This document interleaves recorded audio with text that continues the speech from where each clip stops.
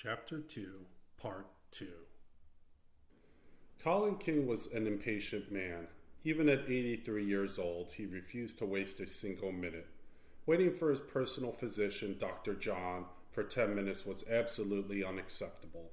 This wasn't Dr. John's office, it was Colin King's Blackstaff Manor. King had transformed one of the bedrooms into a hospital room, ensuring that Dr. John could attend to him day or night without the prying eyes of the Irish public.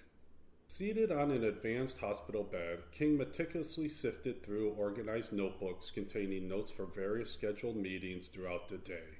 These notebooks were meticulously prepared by his team of assistants and carefully selected experts from Ireland's largest accounting and legal firms.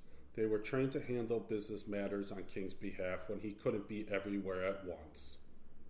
The room resembled a hospital's intensive care unit, but with the opulence of the world's finest hotels.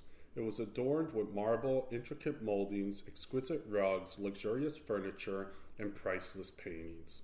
King was a perfectionist when it came to decorating the 30,000 square foot, 800-year-old manor he had acquired over 50 years ago. His love for interior design, though, took a back seat to his passion for fashion and transportation. King's business prowess was his pride, marked by his sly entry into businesses, where he had deceived shareholders, posing as a passive investor while secretly plotting to take control by systematically ousting them using any means necessary. He had then turned them against the remaining shareholders until none were left, a tactic he employed throughout his life with unfailing success. His influence within a secretive Irish cult furthered his business interests, surpassing his admiration for the Fabian Society and altering the outlook of the Irish people he ruled. His formidable public relations team labored tirelessly to portray him as a savior, rewriting history in his favor. King shunned the press, avoiding interviews for over 25 years. However, his increasing media presence was a consequence of his bold expansion efforts, which came at the expense of anyone who crossed his path. He believed his age afforded him nothing to lose, seizing the opportunity to cement his legacy. The moniker Cattle King, originating from his earlier days when he acquired beef processing plants at 30, had become his constant companion in articles. He resented its mention due to the unimaginative Irish reporters who dared to write about him. To King, he wasn't just a king of the Irish beef industry. He saw himself as the true ruler of Ireland, determined to make the rest of the nation acknowledge it, either through admiration or his preferred method, intimidation, which were one and the same in his mind. In Ireland, where citizens had nowhere to turn, their lives would be ruined if they challenged King. This was true regardless of their financial standing. King's dominance was absolute, with all knowing not to provoke his wrath. This attitude extended to his Oompa Loompas and fellow Boys Club members, who preyed on victims with no recourse in the Irish courts. Victims would endure humiliation, becoming the subjects of endless gossip by family, friends, and neighbors. Most victims eventually succumbed to suicide, a grim trophy for King and his underlings, serving as a warning to others considering opposition. To avoid legal consequences, King refrained from business in the U.S., where he lacked control over their legal systems. Instead, he operated in Ireland, where he felt comfortable exploiting his fellow countrymen in his relentless pursuit of wealth. For added safety, he established a complex offshore structure spanning multiple jurisdictions, making it challenging for even the world's best forensic accountants to discern the true controller of his empire. "Where the hell is Dr. John?" King bellowed into the phone, his eyes on the wall clock displaying 10 minutes to 9 a.m. "Get that fucker in here. I'm not here to wait for him. He waits for me," he demanded, speaking impatiently over the phone as Dr. John walked into the massive bedroom turned hospital room. Sorry, I'm here," Dr. John hurriedly replied, taking off his heavy jacket and setting down his book bag. "I had to be careful. The snow was covering the black ice, and I didn't want to end up in a ditch on my way over," he explained, attempting to justify his delay. Yeah, King dismissed the explanation. "You should have known that. It's been snowing since yesterday," King retorted, refusing to accept Dr. John's excuse. I don't have time for this shit. It's a busy fucking day, King continued, placing his papers in order to prepare for his injection and the initial sting of the IV needle. King knew he shouldn't get himself worked up before his treatment, but he couldn't help it. Being a difficult person was his natural state. The IV is ready, Dr. John announced as he wheeled the hospital cart across the floor to the side of King's hospital bed. As you know, this injection has been enhanced, which is why we'll have to follow it up with another IV injection that is used to offset the side effects of the stronger dose, Dr. John explained. Let's get on with it, King growled impatiently. Dr. John O'Rourke was a man in his late 40s who had grown up on a farm on the other side of Blackstaff. He had a childhood quite similar to King's. King's father had been the local butcher in Blackstaff, and King was meant to take over the family business. Additionally, King's father had a cattle farm that bordered a small section of the western side of Blackstaff Forest. However, King had grander aspirations from a young age, recognizing that cattle were the currency that poor Ireland relied on for its global standing. Dr. John, as he preferred to be called, was a Trinity College-trained doctor who specialized in anesthesiology and pain management. Nevertheless, when he inherited his family's farm several years ago, he decided to establish a small medical practice in Blackstaff Town, where he could practice general medicine alongside his specialty. He had transitioned from being referred to as doctor to holding the distinction of Mr. John O'Rourke as a consultant specialist. Dr. John still maintained an associate professorship at Trinity and a visiting consultant position at St. Martin's Hospital, Dublin's most prestigious hospital. However, his true passion lay in farming, and he wanted his 3 young children to experience the idyllic childhood he had enjoyed on the family farm, growing up in the close-knit rural community of Blackstaff, where he and his family were well known and respected. Dr. John had known of Colin King his entire life. King was a legendary figure in the area, and Dr. John was thrilled when King became his patient. However, after several years as King's physician, the relationship had changed. King needed a tighter grip on Dr. John when he discovered an illegal treatment for his chronic back pain during a trip to Eastern Europe. King had traversed the globe in search of a treatment to alleviate the back pain that immobilized him several times a year. The real benefit of this new treatment, in addition to temporarily relieving his back pain, was the way it made King feel, invincible in both mind and body.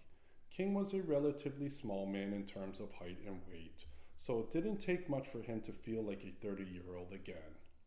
He had become addicted, and it was clear he would never stop. Like every addict, he was perpetually chasing a stronger dose. However, this was a special type of secretive medicine available only to the world's wealthiest individuals, tailored to King's genetic makeup, which meant there was a limited supply he could obtain each month. King set aside his papers and leaned back into the upright hospital bed while Dr. John inserted the IV needle into his left arm. King's bedroom in the large Victorian-styled manor was cozy, with a nice blanket to keep him warm. As the IV began to flow, King relaxed and resumed reading the notes from the Irish Energy Board meeting. What had initially started as a side project had become a key financial component of King's empire, as the company was debt-free and generated significant profits each year. Consequently, he paid close attention to its operations. Colin King had not attended an Irish Energy Board meeting in person. Instead, he sent a trusted representative, an ex-managing director from a leading Irish accountancy firm. Throughout his career, King surrounded himself with ruthless professionals who excelled at scheming, manipulating, subjugating, and above all, intimidating. While King was known for his thriftiness, he didn't mind paying high fees for these professionals, as they consistently delivered substantial returns on investment. These costs were often shifted onto King's victims when he acquired their assets for a fraction of their actual worth, exploiting their vulnerability through bankruptcy proceedings or bank takeovers, all of which were influenced or controlled by the Irish government, which King in turn controlled. However, King faced a problem. With his age and the frequency of his special medicine injections, the potency of the treatment was eventually going to prove lethal. His veins had deteriorated to the point of resembling those of a drug addict, leading him to keep his coat on most of the time, fearing his arms might bleed through his shirt. As King began his breathing exercises, Dr. John adjusted the IV bag and prepared to leave the room. "I'll come check on you in 15 minutes. I'll go check on Mrs. King now," Dr. John said in a hushed tone as he closed the door behind him. King was already immersed in his paperwork, and Dr. John knew the routine. The disciplined King continued reading. Despite his mental acuity, King's physical appearance unmistakably revealed his age. His once jet black hair had receded significantly, and he leaned more on walls to support his stooped posture. His teeth had yellowed, and his skin bore blemishes around his cheeks and the exposed top of his head. His mouth had slightly caved in, exposing more of his teeth, a common side effect of his special injections. However, his eyes and intellect remained as sharp and alert as they had been decades earlier. It had been nearly 6.5 decades since King had counted cattle on his father's farm, but he carefully crafted the image of a gentleman farmer. This persona served as a facade to disarm his targets. Those who truly knew King understood that he was anything but a gentleman. However, his preference for expensive Savile Row suits, always accompanied by a designer vest, matching tie, and pocket square, remained unwavering. He would often exude initial charm, whether stepping out of a luxurious car or in the private dining room of one of his hotels. Still, his favorite setting for intimidation was his private airplane hangar, where his 60 million euro jet sat proudly. These were all tools that King masterfully deployed to make his potential victims drop their guard. King had honed his strategy to perfection after decades of success, understanding his role and the attire and accessories necessary for it. He also knew his fellow countrymen well and how to manipulate them. However, his true talent lay in his initial niceness and empathy when he first encountered someone, a performance worthy of awards. Like the devil bearing gifts for souls, King came with charm to win people over, no matter how intimidating he could be to those who spoke or wrote against him. King made a conscious effort not to upset himself before or during his treatments, especially when thinking about the Quinlan brothers and their company Irish Energy. These brothers were highly respected in Ireland and internationally for their innovative work in alternative energy. King wanted to acquire the entire company, as did the Irish government, whose state-owned energy companies were struggling to compete and looked unfavorably compared to Irish Energy. Although King relished the kill, he avoided direct confrontation and conflict at all costs. He preferred to act like a skilled hunter, using precision to wound the prey and then delivering the final blow as it struggled in its last moments. However, the takeover of Irish Energy was proving to be a far more challenging conquest than any before. This was due to a miscalculation King had made years ago when he entered the investment. One of the Quinlan brothers was based in the U.S. and firmly adhered to the principle of never giving in or giving up, no matter what obstacles they faced. Even with home field advantage and King's manipulations, this brother proved to be a formidable opponent. King had faced numerous adversaries throughout his life, including bankruptcies, government investigations, and tribunals, but the current situation was the most challenging. Dealing with two shareholders, Frank Quinlan and Paddy Conlon, both residing outside Ireland, made them immune to King's usual tactics. This extended what was initially a 5-year strategy to take control of a billion-euro utility company, Irish Energy, into its 15th year with no end in sight. Frank and Paddy were using the legal discovery process to demand information they believed would expose King's fraudulent activities during the Great Depression of Ireland following the 2008 Celtic Tiger crash. Frank Quinlan's persistence and innovation in expanding services for the people of Ireland had attracted King to Irish Energy. The company needed additional capital to fuel its growth, which is where King initially came in. However, Frank's brother, William "Willie" Quinlan, based in Ireland, was more aligned with King's hostile takeover plans. Willie understood King's determination to win at any cost and the influence King held with the Irish government. He initially welcomed King as a passive investor with a short investment horizon. King, with his assurance that he was only in it for a short-term profit, lured Frank into the partnership. Willie saw the potential social benefits of having King associated with Irish Energy, which mattered greatly to him and his wife. Despite differences in their personalities, Willie and King often used similar tactics in Irish business dealings. While Frank felt an obligation to work with his brother, he didn't particularly like him or his tactics.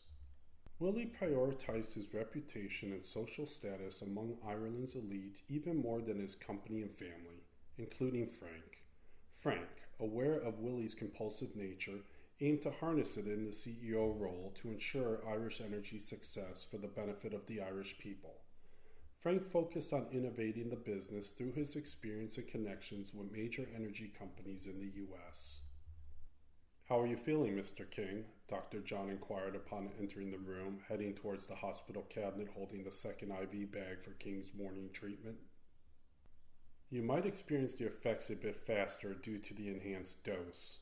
As you know, there are a few more medications here that you'll need to take to manage potential side effects from this more potent dose," Dr. John explained while gazing out of the 8-foot window, which offered a stunning view of King's extensive estate, extending all the way to the edge of Blackstaff Forest.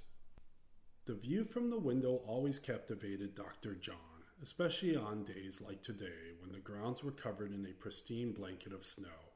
For him, the natural beauty outside provided a semblance of solace amid the illegal activities he was currently involved in with King. Dr. John had lived a hard-working life and hailed from an upstanding moral family, yet he found himself ensnarled in King's web, compelled to administer smuggled medicines from around the world, containing dangerous and morally reprehensible substances.